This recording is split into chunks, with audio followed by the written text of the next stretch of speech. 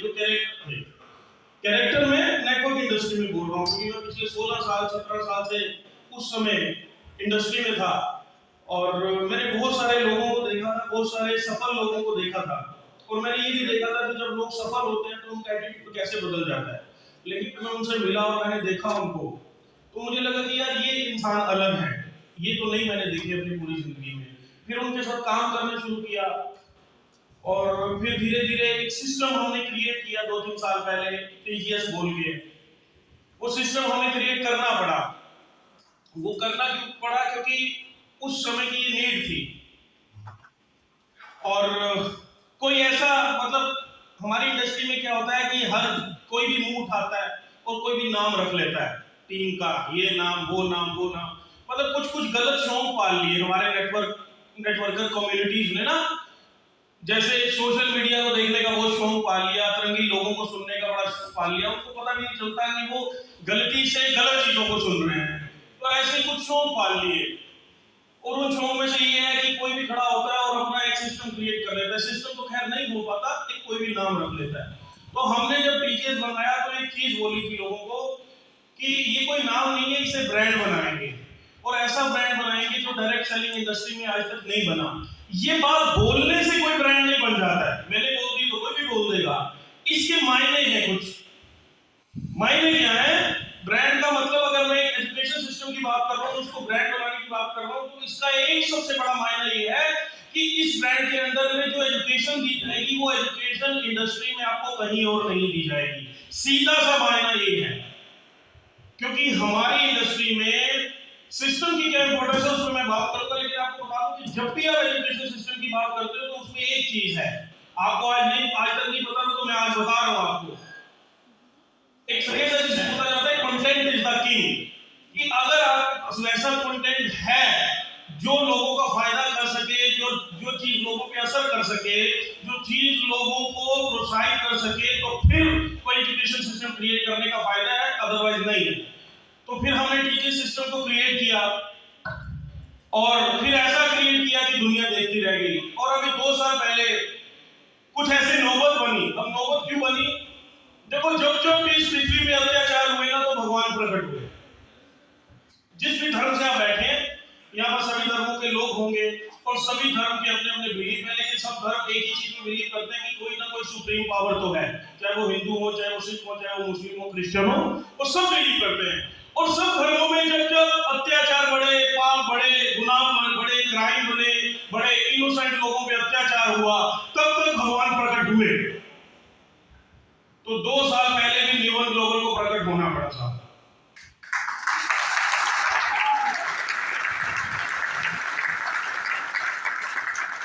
और आपने कल से कहानी सुन ली थी इसी होटल में। हाँ, ये सच में हमारे लिए बहुत लकी है और ये इतना लकी है कि आज आप देख लो, आप जब आगे वाले पीछे जरा एक बार इससे घुमा के देखेंगे तो पता लगेगा वो वहां तक लोग बैठे हैं।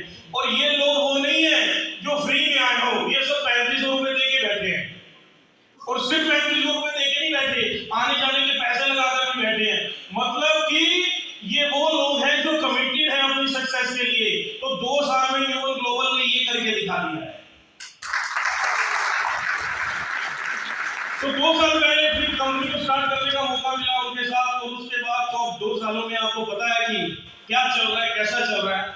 हम बात करेंगे अगली प्लानिंग से भी, लेकिन वो मेरे बड़े भाई साहब हैं, आप इस कंपनी के मैनेजिंग डायरेक्टर के रूप में उनको जानते हैं। मैं चाहता हूं एक बार जोरदार तालियां मिस्टर गुरदास सिंह के लिए, जोरदार तालियां।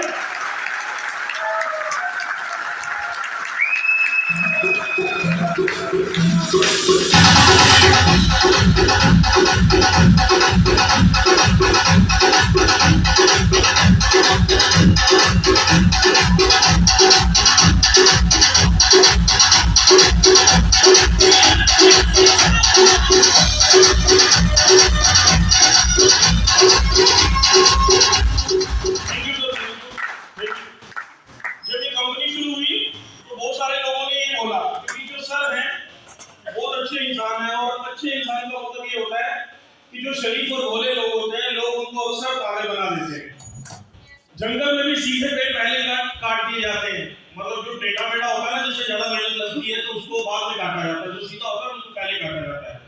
तो सर क्योंकि बहुत शरीफ है, द सेंस कि भोले हैं, ट्रस्ट कर लेते हैं, यकीन कर लेते हैं, नेचर है उनकी। तो भाई लोगों ने बोला कि कंपनी चलेगी कि नहीं चलेगी, ऐसा होगा कि नहीं होगा, कंपनियों में भूल जाती है। अब वो जानते थे, क्योंकि जिन लोगों ने सर के बारे में बोला कि यार शरीफ है, किसी को कुछ कहते नहीं, तो अपनी जगह पे ठीक भी हो सकते थे। तो उनके साथ एक विलन टाइप का बंदा जरूरी था, उसकी फोटो लगी हुई है आपके साथ।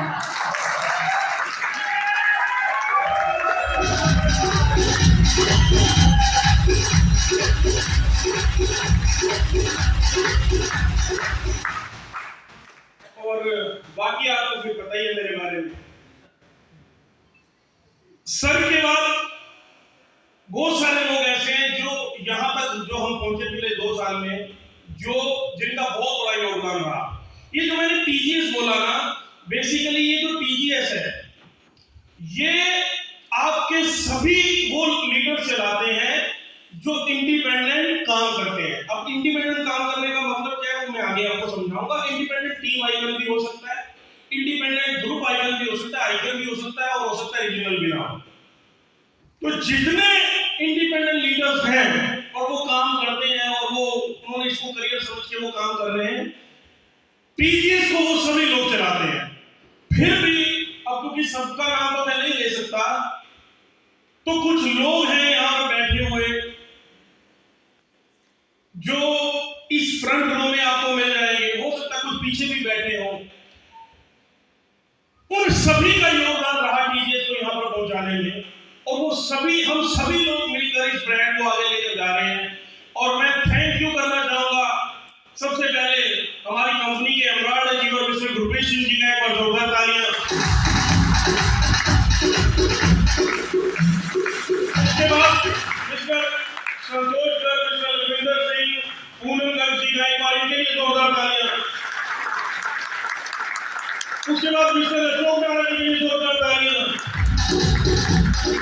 उसके बाद हमारे सिल्वर्स के लिए, ब्रोंज के लिए ताली बजाते रहे आप। उसके बाद physical icon, state icon, area icon, team icon, group icon, आप सभी का बहुत बहुत धन्यवाद। आप सभी के कारण हम आज यहाँ पर पहुंच पाए। एक बार अपने लिए जोरदार ताली बजा दीजिए।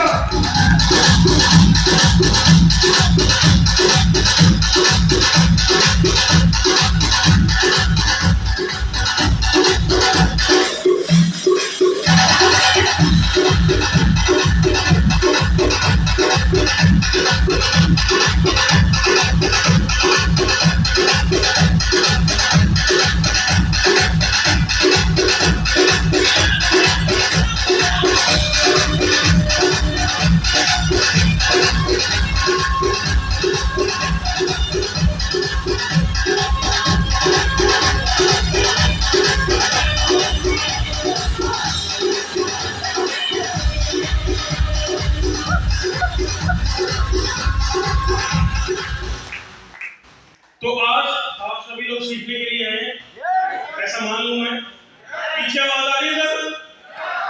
पीछे आ रही है? पक्का? अच्छा, एक चीज करनी पड़ेगी, हम इससे पहले प्रेजेंटेशन को शुरू करें। एक चीज बोल लूं आपसे, एक चीज मांग लूं।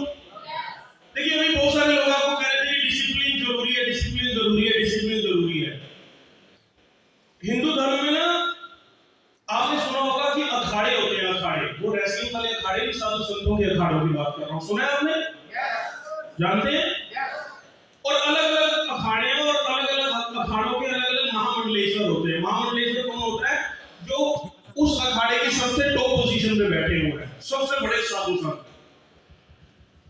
तो ऐसे ही अखाड़ों में एग्जामिनेशन होते हैं, ऐसे साधु संतों के भी एग्जामिनेशन होते हैं। और एक बहुत बड़ा अखाड़ा, मैं नाम तो खैर इतना बड़ा अखाड़ा कि मैं नाम कोट नहीं करूंगा उनका, तो उनके एक महामंडलेश्वर जी के मुंह से मैंने एक बात सुनी एक बार। वो कहते हैं कि जब हमारी परीक्षा होती है, और जब मेरी परीक्षा हो रही थी, जब मैं एग्जाम दे रहा था सीखने के बाद, तो बहुत सारे एग्जाम हो गए, उसके बाद एक लास्ट एग्जामिनेशन था, और वो अभी भी कहते होता है कि ऋषिकेश में गंगा जी के किनारे गर्मियों में एक निर्जला एकादशी आती है, जिस जिसमें पानी भी नहीं पीना होता, जो व्रत रखते हैं पानी भी नहीं पीना, और वो मई जून के महीने में आती है। तो गंगा जी के किनारे कहते बिठा दिया जाता है तप करने के लिए। और गर्मी का दिन, मई जून की गर्मी आप समझ सकते हैं, सामने गंगा जी बह रही है, वो ठंडा जल होता है उनका। और कहते हैं आपके जो सीनियर्स होते हैं वो आपके साथ में जहां बैठ के तपस्या कर रहे हो बहुत बढ़िया बढ़िया व्यंजन रख देंगे, वो कई तरीके के फ्रूट्स रख देंगे, कई तरीके का खाना रख देंगे, साथ में रखेंगे कि आप उसको देखते रहो, आपका दिल करता रहे खाने का। और पानी तो सामने बह ही रहा है, लेकिन ना आपको खाना है ना आपको पानी पीना है, और गर्मी इतनी है कि वो पसीने बह रहे हैं। ऐसा इसलिए किया जाता है कि वो ये चेक नहीं करना चाहते कि आपको प्यास लगी, आपने पानी पिया कि नहीं पिया, ये चेक नहीं करना चाहते। एग्जाम इस बात का तो है ही नहीं कि आपको भूख लगी और आपने नहीं खाया, वो तो व्रत में भी होता है। एग्जाम इस बात का नहीं, करवा चौथ के व्रत में भी होता है कि प्यास लगी नहीं पिया। हमारे सीनियर्स उन्होंने कहा ये चेक करना चाहते हैं कि उस पानी को देके, उस फ्रूट को देके, क्या इसके अंदर इच्छा जागृत हुई पानी पीने की? अगर इच्छा में जागृत हुई तो ये फेल है। अगर प्यास लग गई उसको देख के तो फेल है, उसको उपाधि नहीं दी जाएगी।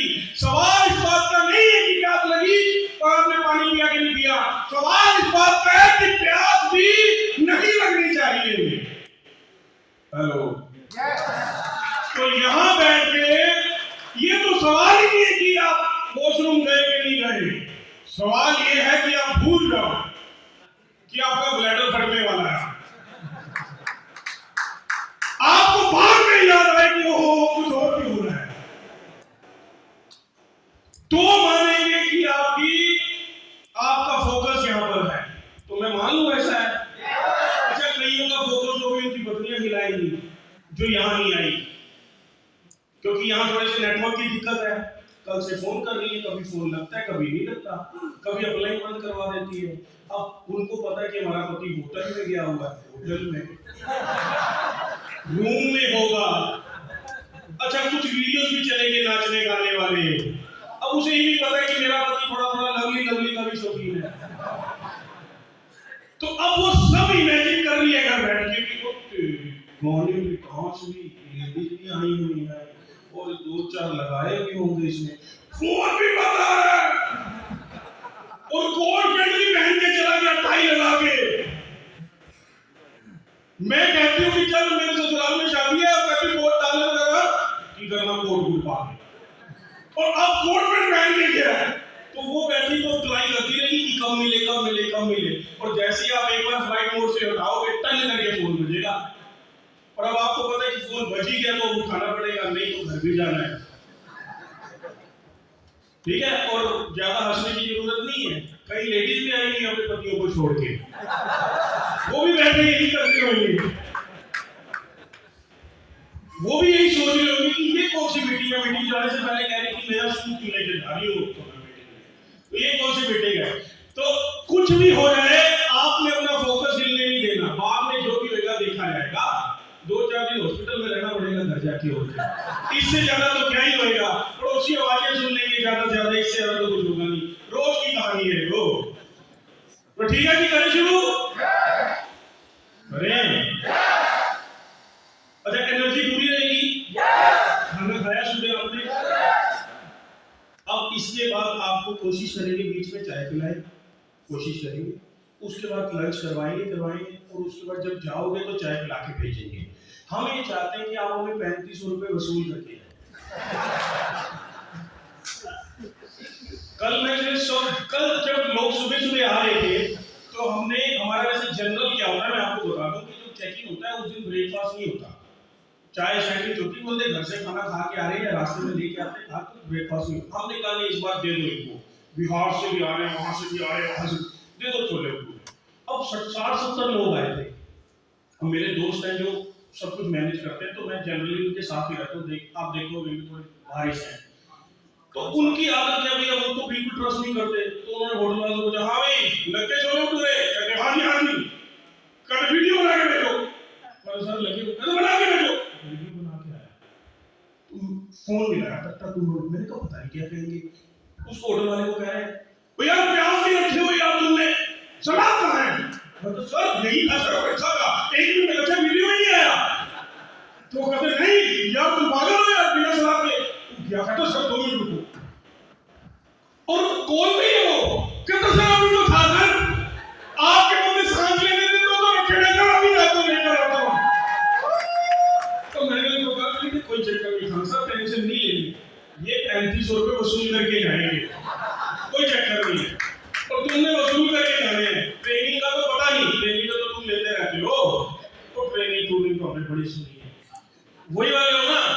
ओ सर क्या सब पता है मेरे को, तो ट्रेनिंग छोड़ दो, उसको चलती रहती है, 3500 रुपये वसूल करके जाने हैं। और लंच पे ऐसा हाल करना है ना भाई साहब, ऐसा प्लेटें चमका देना,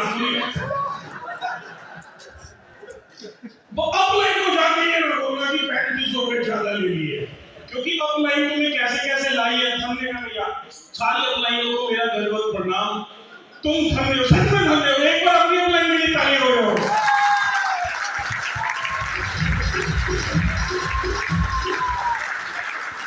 तुम और 3500 निकाल दो, तुम और 3500 निकाल दो, 100 रुपए न्यूज स्टार्टर के देते नहीं हो।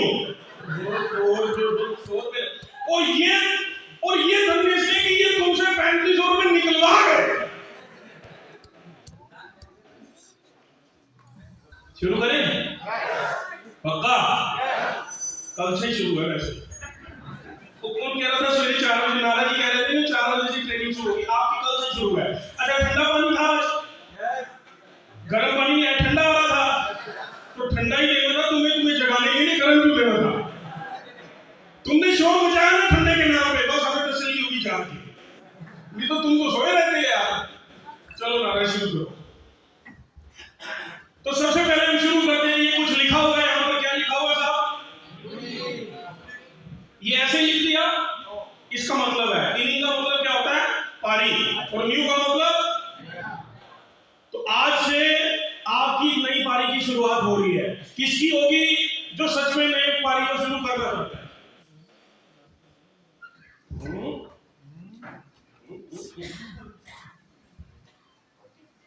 आप लोग कैसे